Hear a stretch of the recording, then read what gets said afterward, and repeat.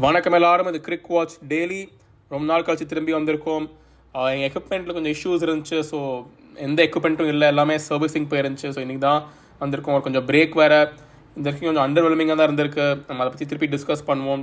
T20 world கப்பை பற்றி எப்படி இருந்திருக்கு இந்த யூஎஸ்ஏயோட லெக். குவிக்காக போயிடுவோம். இந்தியா பற்றி இன்றைக்கி கனடாவோட விளாட்றாங்க. ஒரு பெரிய கான்டெஸ்ட்னு சொல்ல முடியாது, but India already through to the super 8 along with USA. Pakistan போகலை. அதனால இப்போ குரூப் ஸ்டேஜஸ் சூப்பர் 8 ஸ்டேஜஸ்க்கு நம்ம ஃபோக்கஸ் பண்ணலாம். இந்த 8 டீம் தான் இந்த டோர்னமெண்ட்டில் சோஃபார் பெஸ்ட் டீம்ஸ் அது இருக்குது. இங்கே தான் நம்ம காம்படிஷன் இருக்க போகுது. நிறைய டீம்ஸ் நம்ம ஃபார்மில் இருக்காங்க. South Africa, Afghanistan, West Indies ஓரளவுக்கு கூட 3 வின் அவங்களுக்கு. ஆப்கானிஸ்தானுக்கு 3 வின், சவுத் ஆஃப்ரிக்காவுக்கு 4 வின், ஆஸ்திரேலியா 3 வின், இந்தியா இன்னைக்கு 3 வின், இன்றைக்கி வரைக்கும் 4வது வின் வந்துடும் இன்றைக்கி. ஸோ சூப்பர் 8 ஸ்டேஜ் எப்படி இருக்க போகுதுன்னா, 2 குரூப் இருக்கும். Group 1, group 2. இதில் டாப் 2 டீம்ஸ் குவாலிஃபை ஆவாங்க செமிஃபைனல்ஸ்க்கு. ஈச் குரூப்பில் இருந்து 8லேருந்து 4 டீம் மேலே போகும். So number 1 and number 2 each குரூப்பில் செமிஃபைனல்ஸ்க்கு போக போகுது. ஆனால் இந்த குரூப் எப்படி ஃபார்ம் ஆக போகுது, எப்படி குரூப் 1 ஃபார்ம் ஆகும், எப்படி குரூப் 2 ஃபார்ம் ஆகும்னு பார்த்தீங்கன்னா, அது டோர்னமெண்ட் ஆரம்பிக்கிறதுக்கு முன்னாடியே ஒவ்வொரு டீமுக்கும் சீடிங்குன்னு ஒரு கோட் கொடுத்துட்டாங்க. A1, B1, B2 இந்த மாதிரின்னு. அது T20 ரேங்கிங்ஸ் படி கொடுத்துருக்காங்க நான் நினைக்கிறேன், சரியாக தெரியல. பட் இது ஏற்கனவே ஃபிக்ஸ்ட். இப்போ குரூப் ஏல பார்த்தீங்கன்னா, இந்தியா இருக்க குரூப்பில் இந்தியாவோட சீடிங் A1. அது இந்தியா ஃபர்ஸ்ட்டு ஃபினிஷ் பண்ணாலும் செகண்ட் ஃபினிஷ் பண்ணாலும் அவங்களோட சீடிங் A1 தான் இருக்கும். ஸோ A1 அதே மாதிரி எல்லா டீமுக்கும் ஒரு கோடிங் இருக்குது. ஆஸ்திரேலியாவுக்கு அது B2, சவுத் ஆஃப்ரிக்காவுக்கு அது D1. ஸோ இந்த டீம்ஸ் அவங்க ரெஸ்பெக்டிவ் குரூப்பில் நம்பர் 1 ஃபினிஷ் பண்ணுறாங்களோ, நம்பர் 2 ஃபினிஷ் பண்ணுறாங்களோ, அவங்க ஏற்கனவே இவங்க குரூப் ஸ்டேஜ் குவாலிஃபை ஆனாங்கன்னா எந்த சூப்பர் 8 குரூப்புக்கு போவாங்கன்னு முன்னாடியே டிசைட் பண்ணி வச்சுருக்காங்க. அது டோர்னமெண்ட்டை கொஞ்சம் ஈவன் ஆக்கிறதுக்காக பண்ணியிருக்காங்க. எல்லா ஸ்ட்ராங் டீம்ஸும் ஒரே குரூப்புக்கு போகக்கூடாதுன்னு இந்த மாதிரி ஒரு தாட். ஸோ சூப்பர் 8 குரூப் 1ல் இந்தியா இருக்க போகிற குரூப்பில் A1, B2, C1, D2. யார் இந்த டீம்ஸ்னு பார்த்தீங்கன்னா, இந்தியா ஆஃப்கோர்ஸ், ஆஸ்திரேலியா. C1 நியூசிலாண்டாக கொடுத்த சீடிங் அது. ஆனால் இப்போ நியூசிலாண்டு குவாலிஃபை ஆகலை. அவங்களுக்கு பதிலாக ஆப்கானிஸ்தான் குவாலிஃபை இருக்காங்க. ஸோ அதனால் ஆப்கானிஸ்தான் இருப்பாங்க.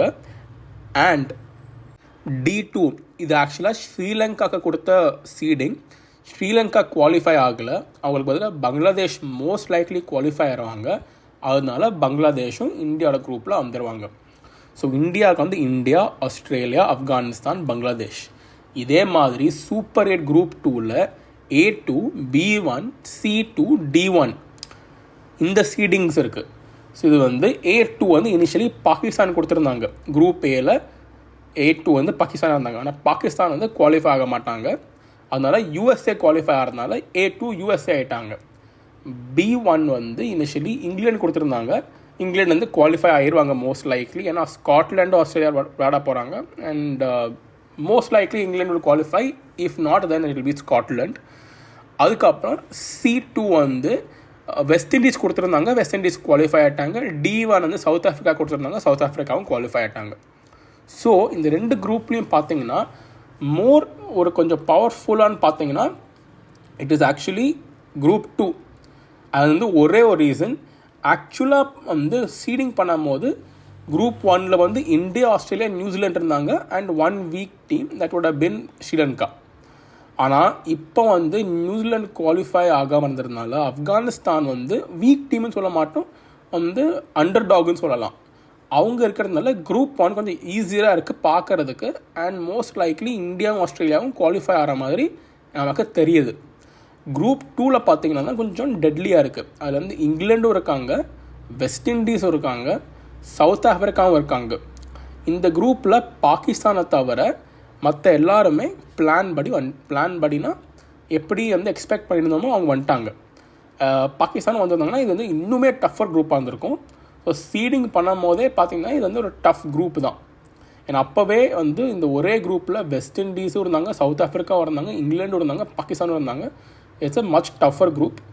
By one team. அங்கே வந்து you would have had Sri Lanka, அவ்வளோதான்.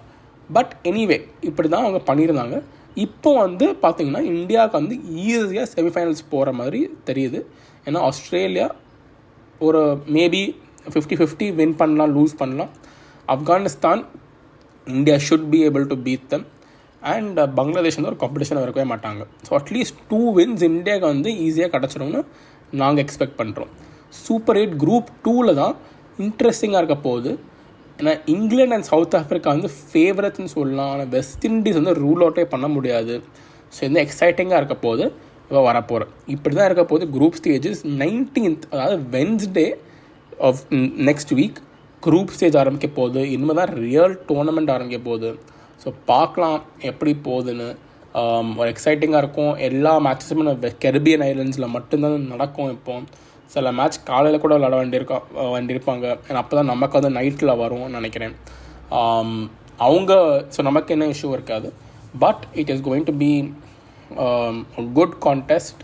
பார்க்கலாம். ஹோப்ஃபுல்லி குட் மேட்சஸ், கொஞ்சம் பெட்டர் பிச்சஸ் கிடைக்குதான்னு. And will see. Thank you guys. Like, share and subscribe the video.